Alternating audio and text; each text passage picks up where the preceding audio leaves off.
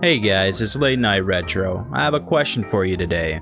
What do you get when you combine a kid and a clown? A. Fear. B. A fun birthday party for all. C. A shitty NES game. Or D. A horrific crime. Well, I suppose all those answers could be correct, but the answer we were looking for today, ladies and gentlemen, was C. A shitty NES game. Kid Klown was developed and published by Kemco, the people that made Bugs Bunny's Birthday Blowout and Crazy Castle Bring You This.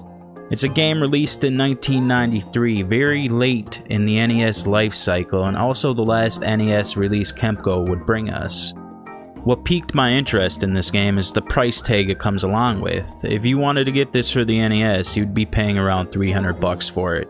Now, is it because it's a hidden gem, a great game, a must-play? Or is this price simply there as it's one of those later released titles that not many had their hands on? Well, we'll find out in this very video. Now, as I said earlier, Kemco made some Bugs Bunny games, but later down the road they lost the US copyrights to Disney to a company called Capcom.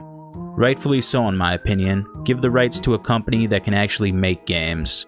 However, Kemco still had the rights to Disney in Japan. So Kid Klown is actually a Mickey Mouse game and was released a year prior in Japan. It was the last game in a 3-part Mickey Mouse series, with the other 2 games being on Game Boy. In the Japan game, Minnie is suffering from nightmares and Mickey Mouse enters her nightmares to fight them off, and that's where I think Kemco came up with this witty title for the US release. Because the full title of Kid Klown is Kid Klown in Nightmare World.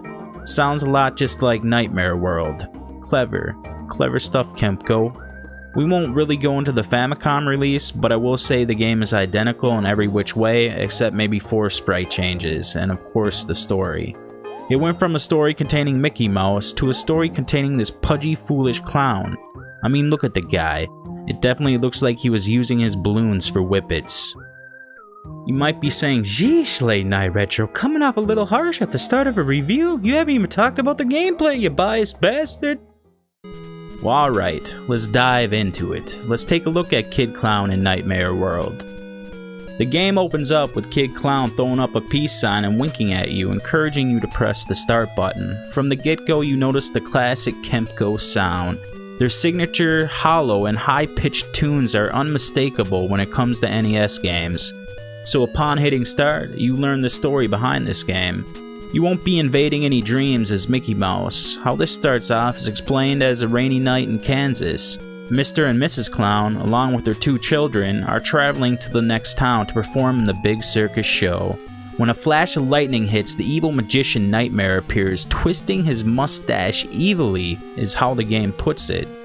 Basically, he wants you to open a treasure vault. You being warned by your parents of the evil ways of this mayor, you put it to him like this: "No way, pal. I know your tricks, and I'm not going anywhere with you." The Nightmare, giving no fuck, simply vanishes, taking your family with him. And you, Kid Klown, sit there looking as dopey as you did on your way out of Kansas.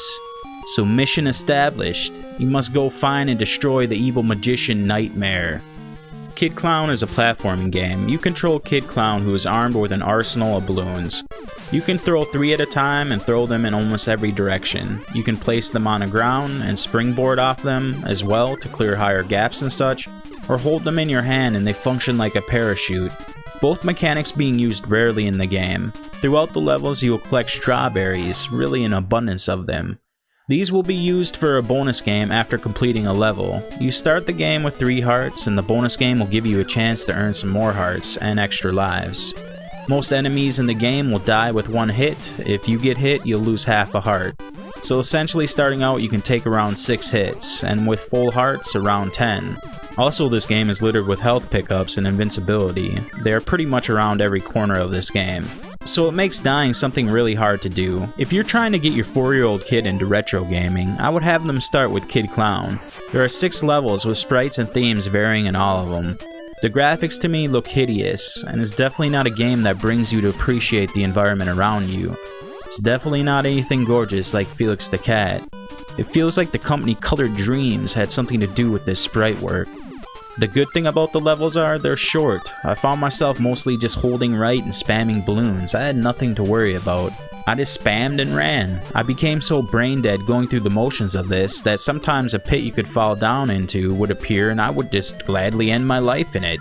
I don't know if it was my subconscious encouraging me to lose my lives and quit the game, or because my brain was so shut off at this point in time, listening to the high-pitched squealing of the music while spamming balloons like it was some kind of goddamn Super Bowl celebration. Either way, the gameplay is definitely subpar. It does sprinkle in a few challenging parts, one being a Bucky O'Hare Mega Man ripoff, where beams are coming out of walls and you have to descend before being hit by them. Things like that, though, are rare, so don't get used to being challenged. Not even the bosses really bring anything to the table, most containing childlike patterns with a couple that may give you an opportunity to have some fun. The final boss is the most challenging, rightfully so, and I actually had some music I was getting down to. But after 3 tries, he died as easy as the rest. After he dies, you find the treasure vault that he wanted you to open, inscribed with the words "clowns only." Inside, you find your family and an abundance of clown noses. You are so damn happy about this and declare that you have enough rubber noses to give one to everyone you meet so they can be happy clowns too. Well, I'm not happy. I feel like a damn clown shoe. Kid Klown is a dumb game, a foolish one, and could have stayed in Japan. It is not worth its price tag nor a playthrough.